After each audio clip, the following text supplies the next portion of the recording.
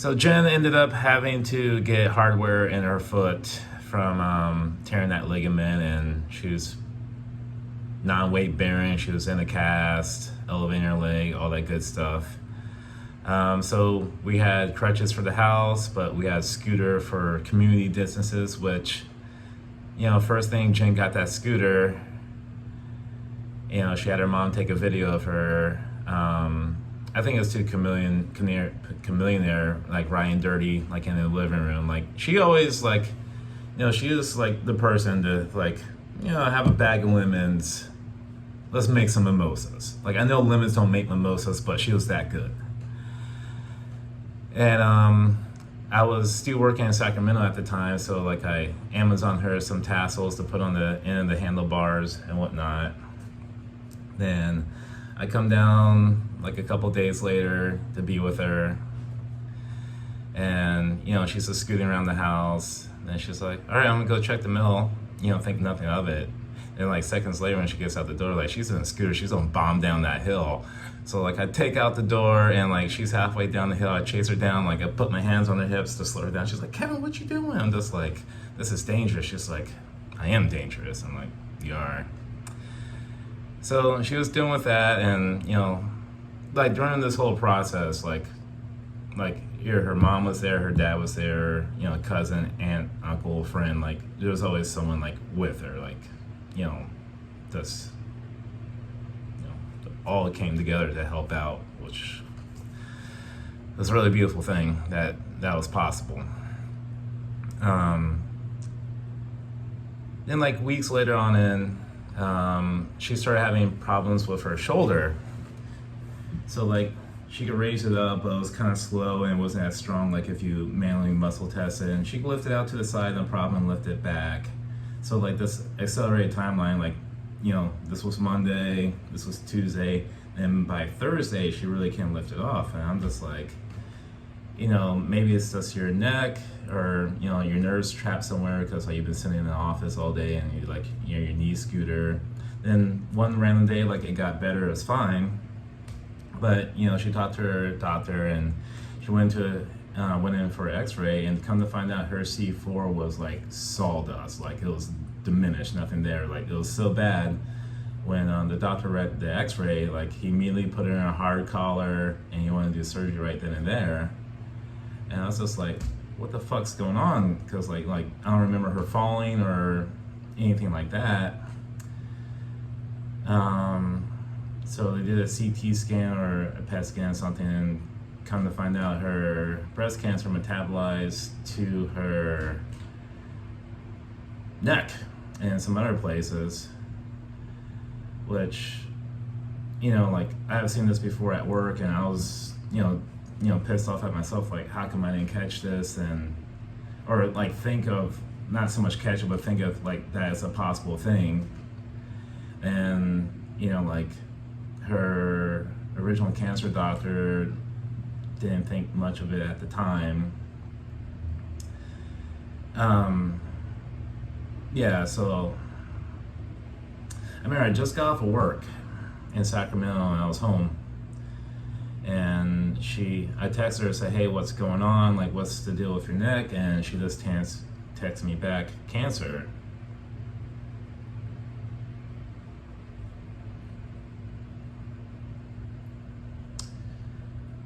And I was hoping. It was just iPhone auto text, fell, just maybe it's just hey, I'm at the cancer center. And then I called her, I'm just you just tested that cancer? She was like, yeah, it spread. And I was like, oh, fuck. And I hopped on my skateboard, and I was just skating through my neighborhood, and just in my mind, I kept on saying, I was like, man, my baby got. Why did my baby get got? Just on and on and on. Then it's funny, well, not funny, but interesting how we're connected to people, and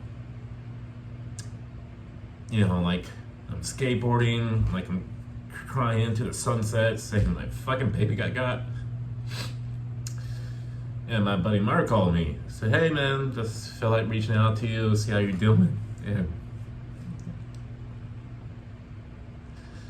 I was just losing my shit.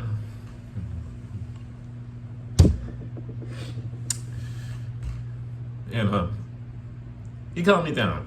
He got me right for the time being.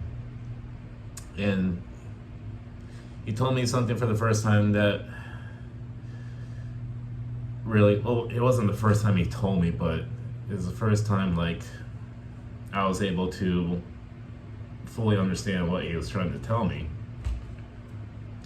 It's like, Kevin, you can't control the situation, but you can control how you react and what you do. I was like, you're right. Call my job recruiter, let him know what's going on. Like, I have to quit, talk to my landlord. It's like, I'm leaving. And, you know, like, I just, you know, she was going to have to go back into like chemo and radiation and all that bullshit again. And I didn't want her, you know, not have me there, and I didn't want to not be there. So she ended up having to get her C4 and C5 fused. I still wasn't back yet because, like, you know, like they found out and you want to do the surgery immediately for the most part. And, you know, like, I don't remember the exact timeline, but like her mom told me it was just like she was going in at noon, then the surgery would be like at 1, then like it was like 4 o'clock, and I was just losing my shit. It's just like, what's taking so long? Because he said they're doing like an anterior approach through here. If something would go wrong, they'll have to flip over and do a posterior approach. And it was just taking long and long, and I'm just like, what the shit's going on? You know, texting her mom, just like, what the fuck? Then like finally her mom texted me saying everything went well, and the delay is just like they took her back to surgery, but they didn't get her in for like a couple hours. Then once she got out of recovery for FaceTiming,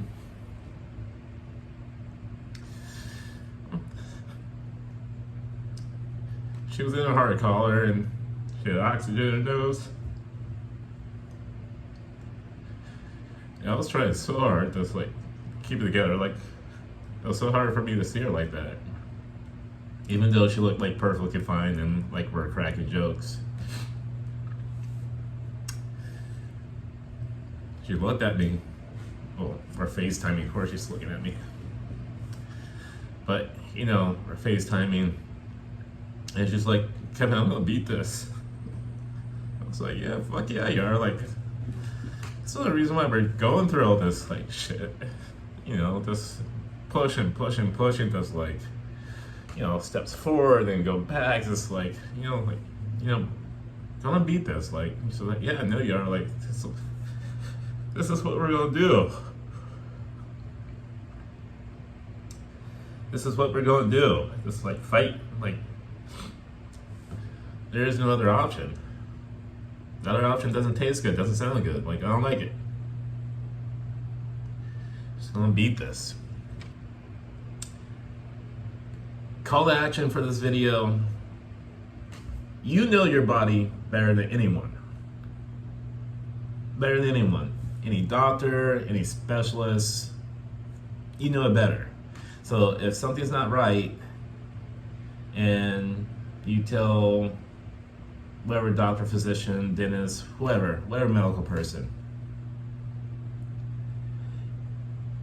not that I think they'll write you off, but depending where you live, some specialty services may not be up to par. They may be there, be better than nothing, but just not up to par. And these medical people, like,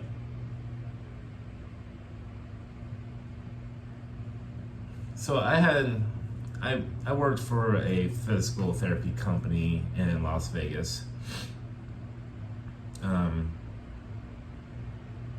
I really believe that most people that get into the healthcare profession really want to help people, and that's your main thing, but healthcare is a fucking business first, and you better believe that.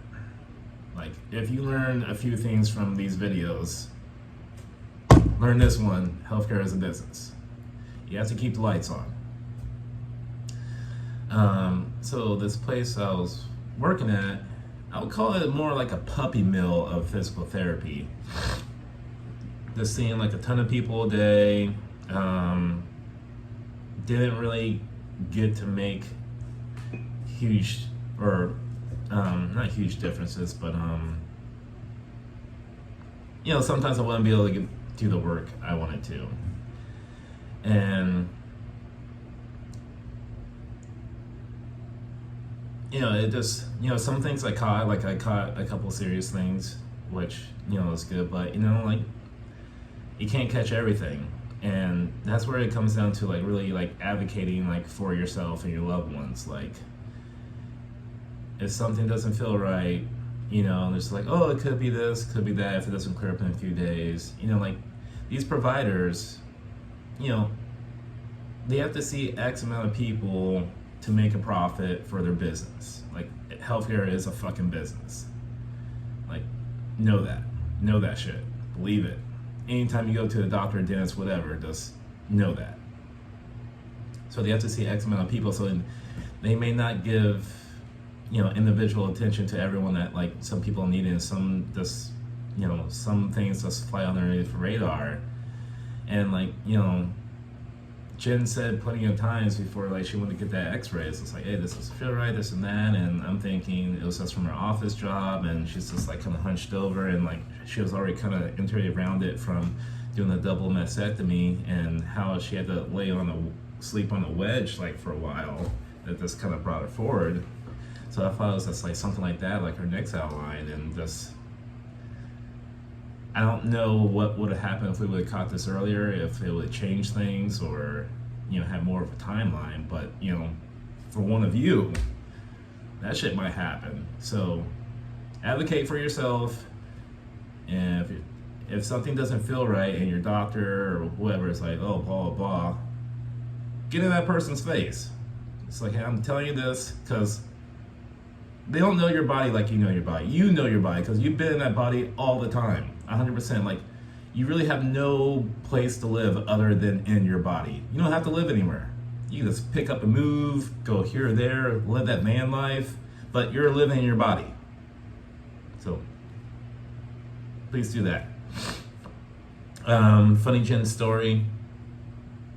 So this happened probably when we moved in, so May of 15. I think we did CrossFit in the late afternoon. Then there's a frozen yogurt place by our house called Poppy's where we would go all the time and get your frozen yogurt, put your fruit and your candy and chocolate, all that stuff you want. And Jen had a very particular way she wanted the house clean, and not that she was a clean freak, but she liked a clean house. But, like, you have 3 cats, not even like 3 normal cats, like 3 cats that just, like, wreak havoc.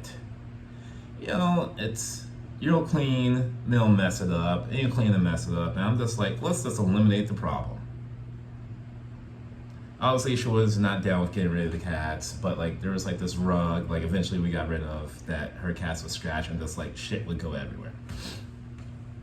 So she was telling me, like, oh, we need to clean this and that, and I'm just like, like, no, like, I clean up after myself, and, like, I'll do this and that, but, like, your cats, that's on you. And we're not, like, arguing, but we're just, like, going back and forth from each other, and we're eating our frozen yogurt, and Like I'm talking, I'm like, oh, what do you think about that, Jennifer? And her head just slowly just goes down, and it's just like this.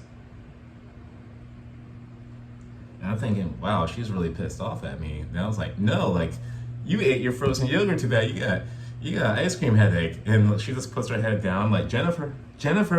And she comes out of it. She's like, oh God, why does this do happen? I'm just like, take your time, no rush. And will you please put down in the comments the last time you suffered from brain freeze?